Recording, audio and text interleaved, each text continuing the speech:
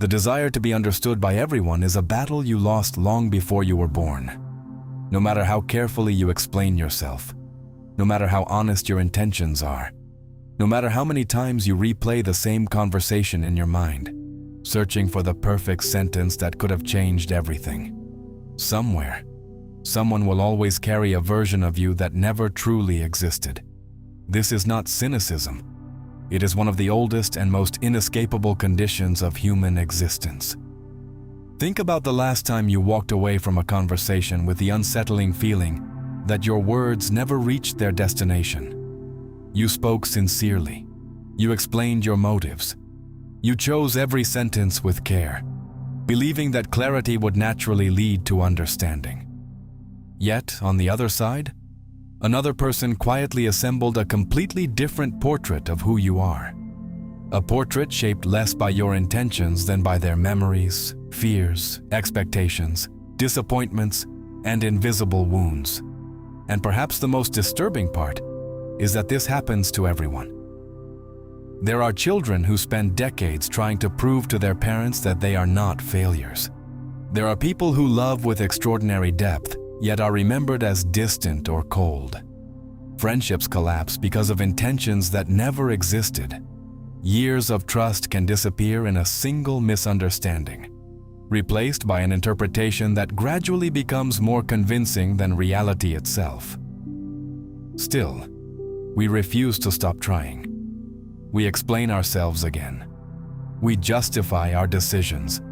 We spend sleepless nights reconstructing conversations that can never be lived a second time, imagining that a different choice of words might have saved a relationship, protected our reputation, or finally revealed who we really are.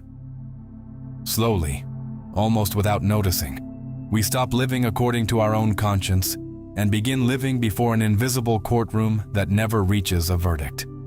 Every explanation becomes a plea for acceptance. Every justification quietly hands another person the authority to define who we are. This is where one of the most subtle forms of slavery begins. Because the moment your peace depends on being understood by everyone, your identity no longer belongs entirely to you. It becomes scattered across countless minds. Minds imprisoned within their own experiences, incapable of seeing the world through your eyes, just as you can never truly see it through theirs. The tragedy is not that people misunderstand you. The tragedy is believing they were ever capable of understanding you completely.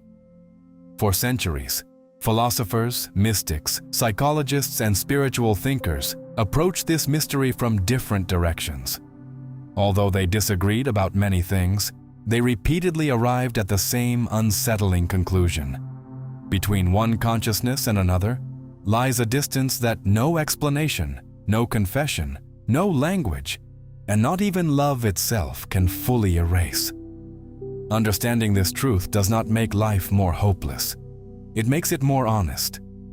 And perhaps, for the first time, it offers the possibility of a freedom that no amount of approval from other people could ever provide.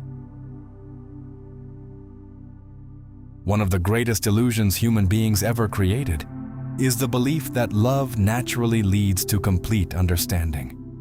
It is a beautiful idea. It is also impossible. Most of us enter relationships believing that if someone truly loves us, they will eventually see us exactly as we see ourselves. We imagine that enough conversations, enough shared years, enough vulnerability, and enough affection will slowly erase every misunderstanding, as if intimacy were a bridge capable of joining two separate minds into one. Reality moves in the opposite direction. Arthur Schopenhauer argued that every human being is confined within the limits of their own consciousness. Everything we experience reaches us through the filter of our own perceptions, memories, desires, and fears. We never encounter reality in its pure form.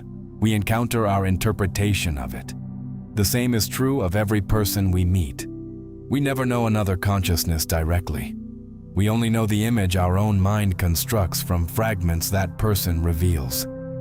This explains why two people can live through the exact same moment and remember two completely different stories. A child grows up convinced they were never loved, while their parents believe every sacrifice they made was an expression of love.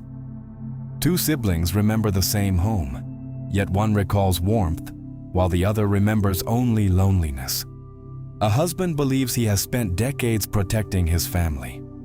His wife remembers those same years as emotional distance. Neither is necessarily lying. Both are speaking from prisons only they can inhabit. Søren Kierkegaard believed that existence is irreducibly subjective. No one can live your experience from the inside. Others may witness your suffering. They may sympathize with your pain. They may even suffer alongside you. Yet there remains a part of your inner life that never leaves the boundaries of your own awareness. Consciousness cannot be divided, borrowed, or shared. It is the most intimate form of solitude we will ever know. Perhaps this is why so many relationships collapse under expectations they were never capable of fulfilling. We do not simply ask to be loved. We ask to be completely understood. We ask another imperfect mind to enter a world that even we struggle to understand ourselves. And when that miracle fails to happen, disappointment quietly replaces gratitude. We mistake limitation for indifference. We confuse mystery with rejection. We interpret the inevitable distance between two souls as evidence that love has disappeared. Maybe the tragedy was never that people failed to understand us. Maybe the tragedy was expecting finite human beings to accomplish something that no consciousness has ever been capable of achieving. If no one can fully understand your inner world, another question immediately follows. Can you? Most people spend their lives believing they know themselves.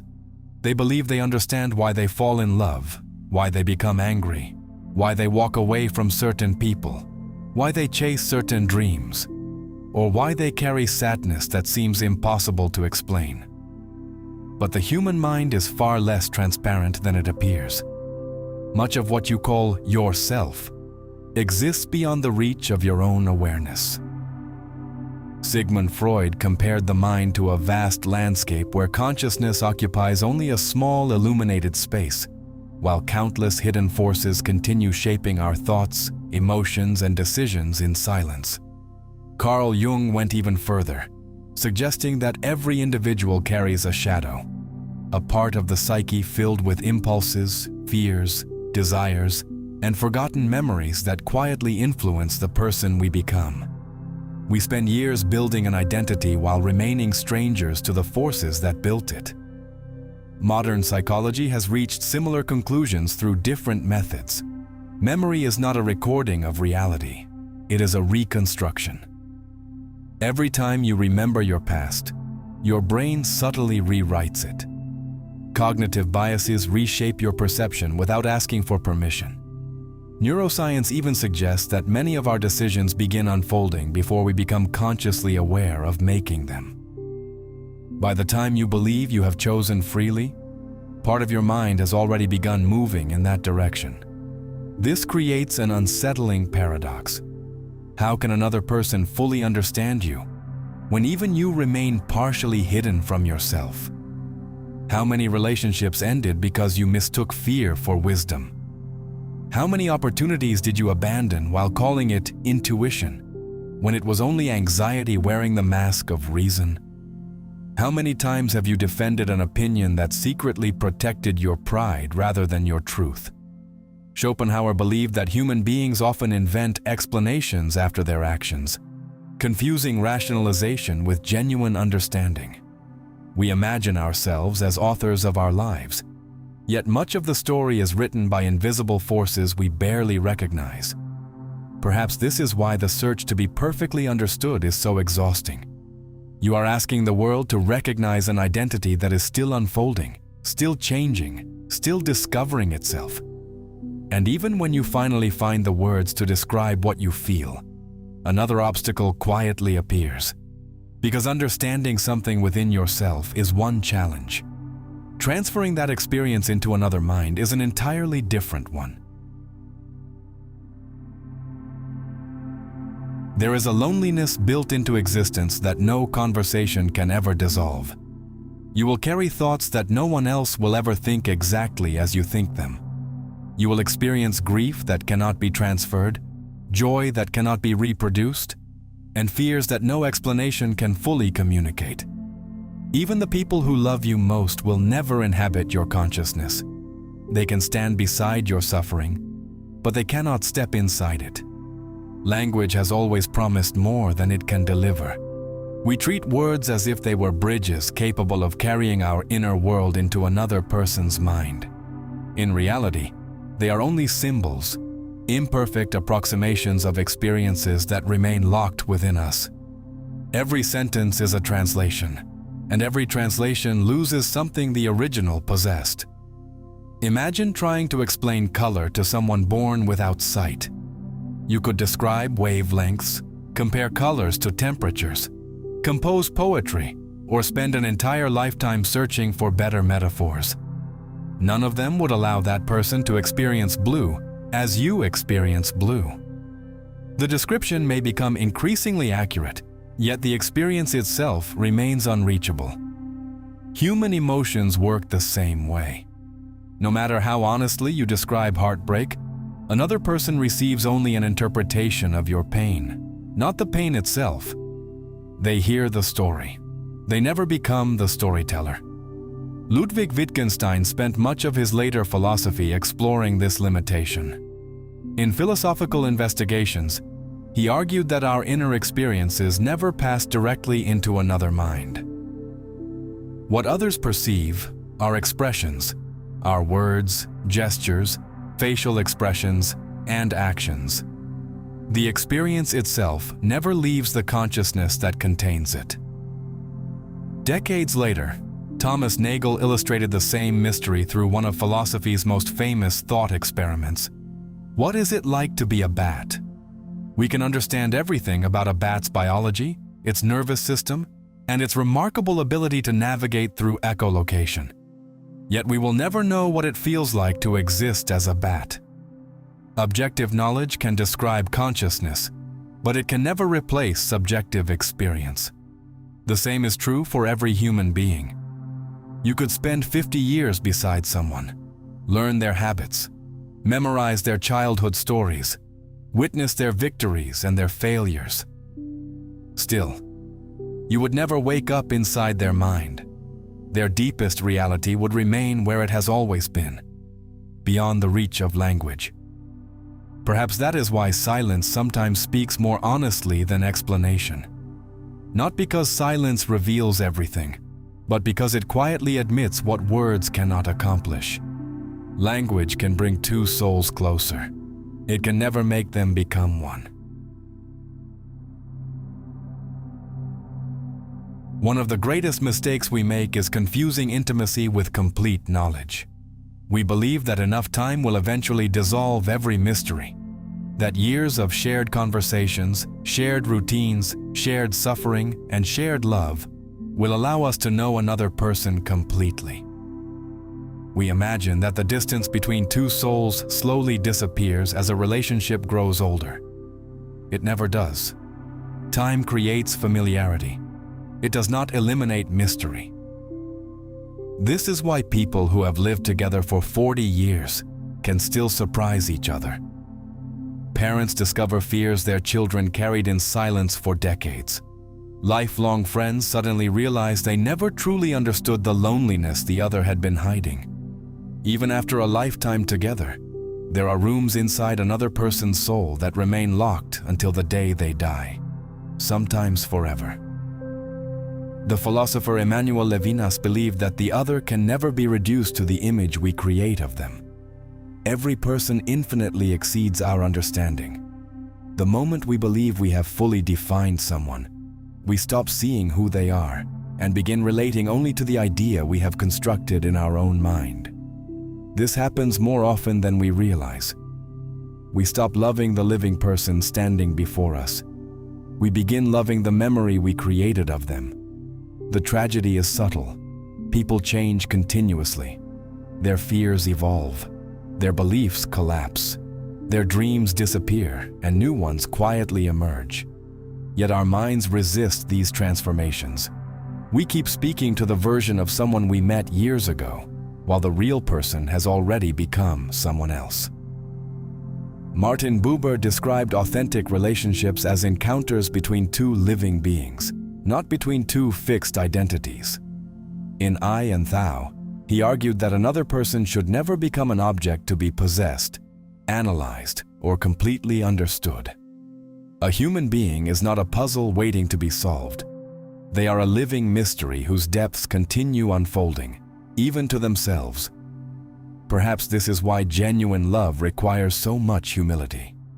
It asks us to abandon the illusion of certainty, to accept that we will never fully know the person we cherish, to remain curious instead of possessive, to listen instead of assuming, to allow someone the freedom to become someone new, without demanding that they remain who they once were, simply because that version made us comfortable. Real love is not born when the mystery disappears. Real love begins when you stop trying to erase it, because the deepest form of intimacy has never been complete understanding. It is the quiet decision to keep walking beside a soul that will always remain, in some profound and beautiful way, beyond your reach. After everything we have explored, one question remains. If no one can ever fully enter your consciousness, why do you continue placing your peace in the hands of people who were never capable of seeing you completely? Perhaps one of the greatest sources of human suffering is demanding from the world something the world was never designed to give. We crave perfect recognition from minds as limited and fragile as our own. We exhaust ourselves trying to control interpretations that were never ours to control. We spend years defending a version of ourselves that exists only inside the imagination of others. It is an unwinnable war. Martin Heidegger believed that certain experiences belong to each individual alone. No one can die your death. No one can bear your guilt. No one can make your choices or carry the weight of your existence. Others may comfort you. They may love you. They may walk beside you through your darkest nights. Yet there comes a point where every human being stands alone before the mystery of being alive. At first, this sounds unbearably bleak. Then, almost unexpectedly, it becomes liberating. The moment you accept that complete understanding is impossible, something inside you begins to loosen. The endless need to explain yourself slowly fades. Every criticism no longer demands a defense. Every misunderstanding no longer feels like a catastrophe. You stop trying to manage every opinion because you finally realize that another person's perception has never been your responsibility. Emile Cayoran once wrote that every individual suffers and dies alone. It is a painful observation, yet beneath its darkness lies an uncomfortable freedom. If your deepest experiences can never be fully shared, they also cannot be completely judged. There will always remain a part of you untouched by applause, untouched by condemnation, untouched even by love itself. Mystics from many traditions understood this long before modern psychology. They believed that the deepest encounter of a human life happens in silence, where identity no longer depends on reputation, explanation, or recognition. In that silent place, there is no audience to impress and no courtroom to persuade. There is only your conscience confronting itself. Perhaps this is the freedom you have been searching for all along. Not the freedom of finally being understood. The freedom of no longer needing to be. Because the day you stop asking the world to confirm who you are is the day your life quietly returns to its rightful owner. And perhaps that is the closest any human being will ever come to peace. If these videos help you see the world differently, consider supporting the channel. Becoming a member gives you access to 100+ exclusive videos, created for those who want to explore philosophy on a much deeper level. You can also support this work through Super Thanks. Every contribution helps keep these videos alive and independent. But truly, if that's not possible, don't worry. Simply watching, liking, sharing, and being here already means more than you know. Thank you for walking this journey with me.